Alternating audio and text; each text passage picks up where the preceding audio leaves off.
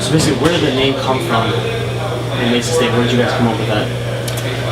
Funny story. We basically just brainstormed. Right. Okay, what does this name mean? What does this band mean? We wanted to sound like it was a collaboration. So we just sat down and started kind of throwing stuff out, and nothing was working. I think we came like close to deciding on something. Okay. And we're like, nah, and then we came upon this, and it was immediate. You know, what tends to work for you? You know, if you get in like a creative block, what gets you kickstarted?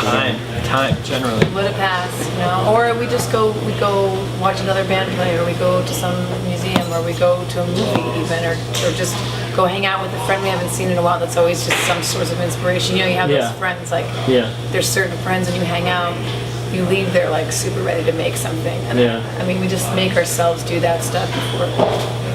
And then we both write, so it's good to we have each other. So usually we're not in a writer's block at the same time. Yeah.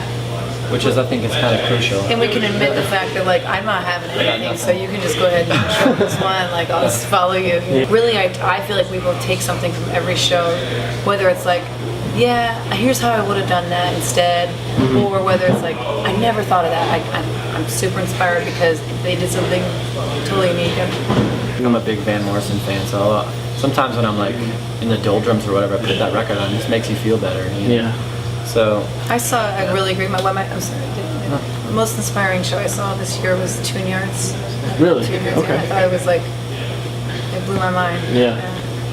What are your thoughts on that kind of music sharing? There's been CDs, cassettes, 8-tracks, all that type of stuff, and we moved into MP3s, and now there's this new wave of music sharing, on a whole nother level. I just had this thing where I feel like this sounds really cheesy, but I feel like at some point people are gonna just not buy it, buy a physical product. I mean, it's getting there, right? Yeah. And we all are gonna just get there and just we have our own record collections, but we're just not gonna buy it anymore. Yeah.